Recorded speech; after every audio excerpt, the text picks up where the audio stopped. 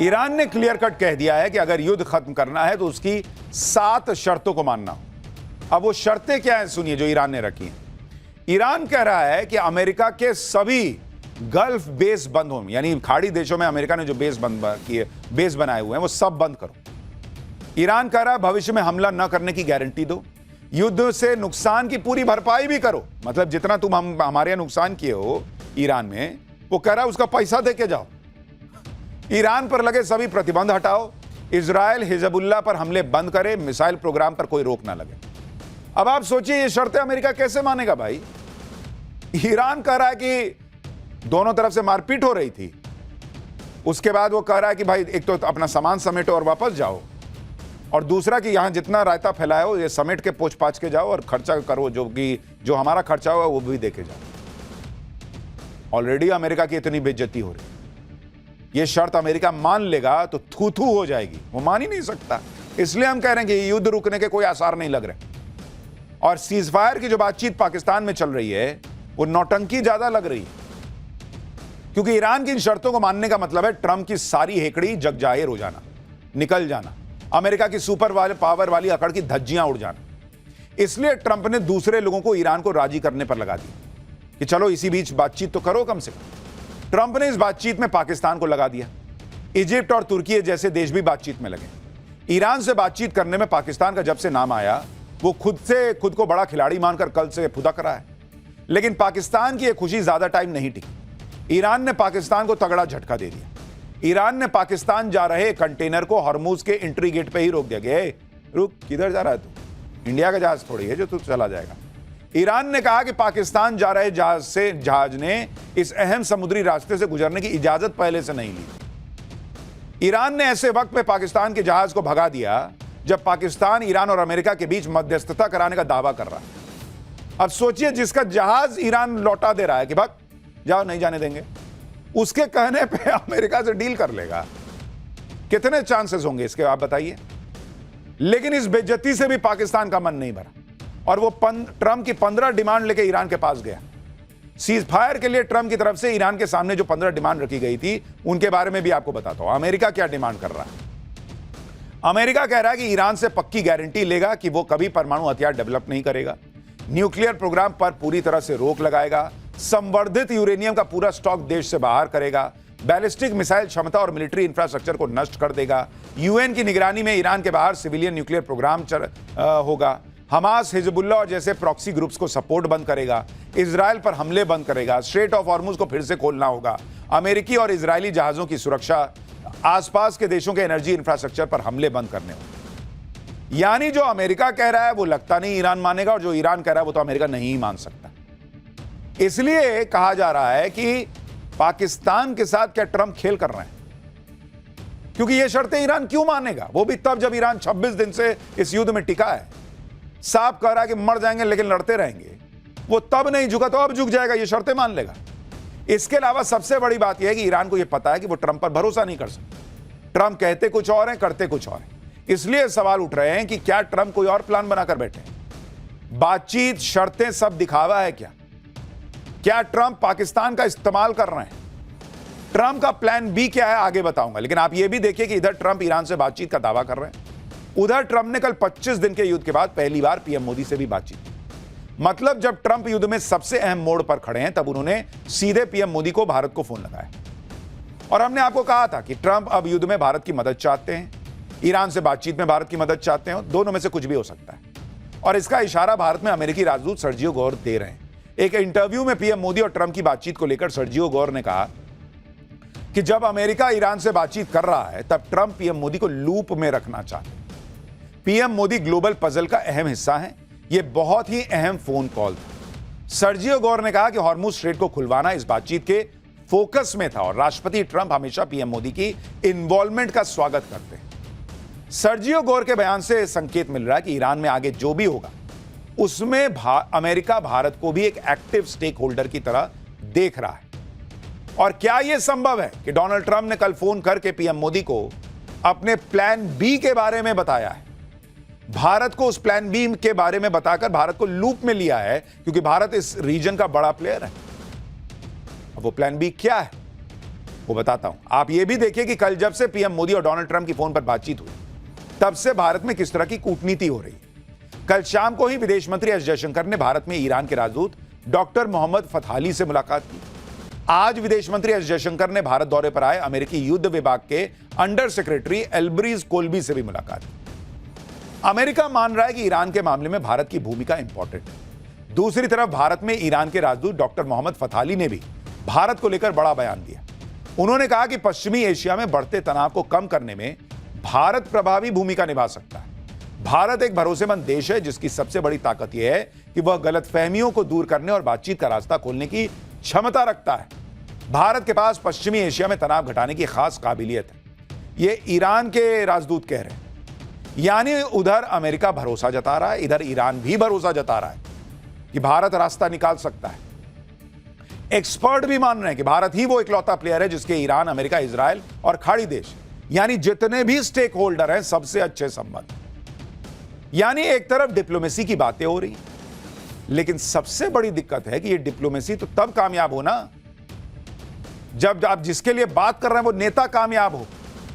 लेकिन ट्रंप का तो कोई भरोसा ही नहीं है, क्योंकि एक तरफ ईरान को बात करने के ऑफर दे रहा है, दूसरी तरफ ट्रंप की अपनी सीक्रेट तैयारी चल रही है। यूएस नेवी के 2 वॉरशिप यूएसएस त्रिपोली और यूएसएस न्यू ऑरलियंस अगले 48 घंटे में ईरान के आसपास तय लोकेशन पर पहुंच जाएंगे। इन दोनों जहाज पर यूएस नेवी की 31st मरीन एक्सपीडिशनरी यूनिट के करीब 2200 कमांडो सवार हैं। तीसरा यूएस वॉरशिप यूएसएस बॉक्सर, इस पर यूएस नेवी के 11वीं मरीन एक्सपीडिशनरी यूनिट के 2500 मरीन कमांडो सवार हैं। मतलब अमेरिका के 3 जहाजों पर करीब 5000 मरीन कमांडो ईरान में घुसने के लिए पहुंच रहे हैं। इसके अलावा समंदर में अमेरिका की दूसरी तैयारियां देखिए। अमेरिका का एयरक्राफ्ट कैरियर अब्राहम लिंकन पहले से मिडिल ईस्ट में तैनात है। अब अमेरिका का दूसरा aircraft carrier USS George H.W. Bush भी मिडिल ईस्ट में पहुंच चुका है। इसने यूएसएस गेराल्ड आर फोर्ड पर ईरान के हमले के बाद उसकी जगह ली। जमीनी हमले के लिए अमेरिका ने अपनी 82वीं एयरबोर्न इमीडिएट रिस्पांस फोर्स के 3000 कमांडो को स्टैंड बाय मोड पर रखा। ये कमांडो आदेश मिलने के 18 घंटे के अंदर दुनिया के किसी भी कोने में पहुंचने की काबिलियत रखते हैं। यानी साफ साफ दिख रहा है कि डोनाल्ड ट्रंप प्लान बी पे काम कर रहे हैं, और वो प्लान बी है स्ट्रेट ऑफ हॉर्मुज को खुलवाने के लिए ईरान पर हमले करना। स्ट्रेट ऑफ हॉर्मुज पर हमले करना, ईरान में घुसना। अमेरिका अपने 5000 मरीन कमांडो के साथ ईरान में ग्राउंड ऑपरेशन कैसे शुरू करेगा, अगर करेगा तो, इस पर भी कई तरीके की बातें हो रही। एक्सपर्ट्स ईरान में 4 ऐसी लैंडिंग साइट्स के बारे में बात कर रहे हैं जहां से अमेरिकी कमांडो घुस सकते हैं, और उसे आपको मैप पे दिखाता हूं।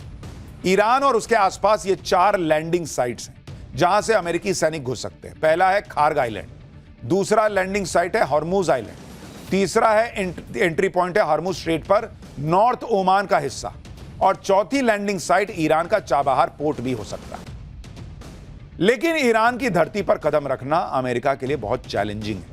अगर ईरान में घुसना इतना हलवा होता तो अमेरिका 25 दिन से बम पे बम नहीं गिरा रहा होता, वो घुस गया होता। अब तक वो वेनेजुएला की तरह कब का ईरान को निपटा चुका होता। ईरान में अमेरिका को ग्राउंड ऑपरेशन शुरू करने में क्या क्या खतरे हैं, कौन कौन सा चैलेंज है, वो 4 पॉइंट में समझिए।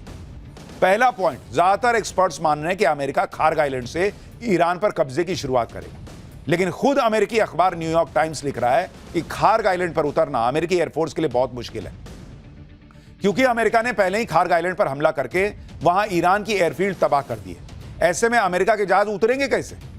अब इसमें यह हो सकता है कि अमेरिका पहले अपनी नेवी को खार्ग आइलैंड पर भेजे, फिर अमेरिकी इंजीनियर्स वहां पर एयरफोर्स के लिए रनवे ठीक करें, तब जाकर अमेरिका अपने सैनिकों को डायरेक्ट वहां लैंड करा पाए, जो कि बहुत दूर की कौड़ी लग रहा है। दूसरा पॉइंट, मान लेते हैं कि अगर अमेरिका ने खार्ग आइलैंड पर कब्जा कर भी लिया, तो सवाल यह है कि वो वहां टिकेगा कितने दिन, क्योंकि खार्ग आइलैंड ईरान के समुद्री किनारे से केवल 24 किलोमीटर दूर है। खार्ग पर अमेरिकी कमांडो के पास एयर डिफेंस तो होगा नहीं, तो ईरान की मिसाइलें खार्ग पर अमेरिकी बेस को धुआं धुआं कर देंगी, क्योंकि बैकअप वाले अमेरिकी वॉरशिप ईरान के तट से सैकड़ों मील दूर होंगे। जब तक वो ईरान की मिसाइलों को डिटेक्ट कर पाएंगे, तब तक ईरान की मिसाइलें खार्ग पर अपना काम कर चुकी होंगी। अमेरिका के ग्राउंड ऑपरेशन की अटकलों के बीच एक बड़ा फैक्ट यह भी निकलकर सामने आ रहा है कि ईरान के आसपास मिडिल ईस्ट में अभी अमेरिका के जिन 50,000 सैनिकों की तैनाती है, वो सैनिक किसी देश पर कब्जे के लिए ट्रेंड ही नहीं है। इसलिए अमेरिका अपने 5,000 मरीन कमांडो पर ही ग्राउंड ऑपरेशन शुरू करने के लिए डिपेंडेंट है। अगर अमेरिका ने ईरान में 2 स्ट्रैटेजिक लोकेशन पर कब्जा कर लिया, तभी वो ईरान पर काबू कर सकता है। पहला खार्ग आइलैंड, जहां से ईरान का 90% तेल एक्सपोर्ट होता है, और दूसरा है हॉर्मुज स्ट्रेट। लेकिन आप यह भी याद रखिए कि अमेरिका को स्ट्रेट ऑफ हॉर्मुज पर कब्जा करने के लिए उसके सभी मिसाइल सेंटर्स को उड़ाना होगा। इसके अलावा हॉर्मुज स्ट्रेट में ईरान की 5,000 नेवल माइंस को भी अमेरिका को हटाना बड़ा चैलेंज होगा, क्योंकि ये माइंस 4 लेवल पर समुद्र के सतह से लेकर समुद्र के बेस तक में फैली हुई। और अगर ईरान को ऐसा लगा कि वो बाजी हार रहा है, तो वो गल्फ में सभी देशों की एनर्जी साइट्स को फोड़ना शुरू कर देगा, जिसके बाद ऐसी चीख पुकार मचेगी कि अमेरिका को ईरान से बैकआउट करने के अलावा शायद ही कोई ऑप्शन बचेगा। इस बीच सोशल मीडिया पर एक वीडियो वायरल हो रहा है, जिसे देखकर लोग हैरान हैं। यह वीडियो इजराइल की राजधानी तेल अवीव का बताया जा रहा है, जहां आसमान में हजारों कौवे उड़ते नजर आ रहे हैं। सड़क हो या कार हो, हर जगह कौवे ही कौवे दिख रहे हैं। सोशल मीडिया पर लोग दावा कर रहे हैं कि यहूदी धर्म ग्रंथों में ढेर सारे काले कौवों का इस तरह इकट्ठा होना किसी बड़ी तबाही या बड़े पैमाने पर मौत का संकेत माना जाता है। दावा किया जा रहा है कि इजराइल के लोग भी अंदर से डरे हुए हैं। बहुत से यहूदियों को अनहोनी का डर लगने लगा है। इसके पीछे कोई नेचुरल इंपैक्ट है या फिर सच में कोई ये किसी बड़ी तबाही का संकेत है, ये कोई गारंटी के साथ कहने के लिए आगे नहीं आता। लेकिन ये तस्वीरें वायरल जरूर हैं कि अचानक तेल अवीव में कहा जा रहा है कि कौवे ही कौवे दिख रहे हैं। ट्रंप की तैयारियों को ईरान भी देख रहा है और वो भी इसके लिए अपनी तैयारी कर रहा है। ईरान की संसद के अध्यक्ष मोहम्मद बगेर गलीबाफ ने कहा है कि हम इलाके में अमेरिका की मूवमेंट पर बहुत नजदीकी से नजर रख रहे हैं, खासकर अमेरिकी सैनिकों की डिप्लॉयमेंट पर नजर है। ईरान की संसद के अध्यक्ष ने तंज करते हुए कहा कि जो चीज जनरल्स ने खराब कर दी, उसे सैनिक फिक्स नहीं कर सकते। यानी ईरान की संसद के अध्यक्ष ने यह समझाया कि घटिया युद्ध नीति के साथ अमेरिका की टॉप लीडरशिप ने जो गलतियां कर दी, उसे जमीन पर सैनिक उतारकर सुधारा नहीं जा सकता। मोहम्मद बगेर गलीबाफ ने कहा कि जमीन पर सैनिक उतारना नेतन्याहू की चाल में फंसने जैसा है। उन्होंने कहा कि अपनी जमीन की सुरक्षा करने के हमारे प्रण की परीक्षा मत लीजिए। ट्रंप ईरान पर सेना उतारने का प्लान बना रहे हैं और इसीलिए उन्होंने पाकिस्तान को बातचीत में लगा रखा है। उनको पता है मुनीर कुछ कर नहीं पाएगा, लेकिन उन्होंने सेटिंग करके चल भाई तू ट्राई कर, कहीं कुछ निकल जाए, तुक्का लग जाए। और नहीं तो इस बातचीत के बीच वो जो है समय बाई कर रहे हैं, टाइम बाई कर रहे हैं, समय खींच रहे हैं ताकि उनके जहाज वहां पहुंच सके। और इसलिए हमने कहा ट्रंप का प्लान बी एक्टिवेटेड है। वो अब बहुत संभव है कि नया अटैक करेंगे ईरान पर, और इसीलिए हो सकता है कि उन्होंने नरेंद्र मोदी को फोन किया हो कॉन्फिडेंस में लेने के लिए, बताने के लिए कि अमेरिका आगे क्या करने जा रहा है।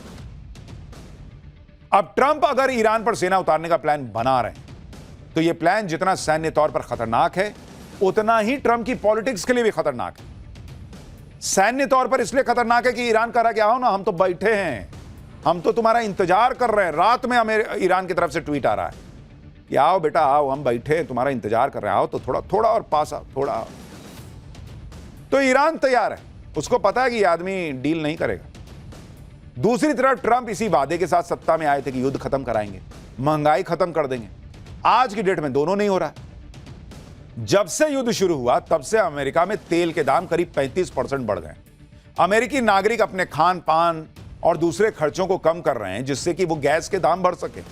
एक्सपर्ट्स का मानना है कि अमेरिका में महंगाई की नई लहर आने वाली है। कुछ लोग कह रहे हैं वहां मंदी आने वाली है। ट्रंप अपने चुनावी वादों पर खरे नहीं उतर पा रहे, इसलिए अमेरिका में उनकी रेटिंग धड़ धड़ धड़ गिरती जा रही है। ट्रंप की अप्रूवल रेटिंग सबसे लोएस्ट स्तर पर चली गई है, यह घटकर 36% हो गई है, और उनकी डिसअप्रूवल रेटिंग 62% हो गई। जनवरी 2025 में ट्रंप की अप्रूवल रेटिंग 47% थी और डिसअप्रूवल रेटिंग 41% थी।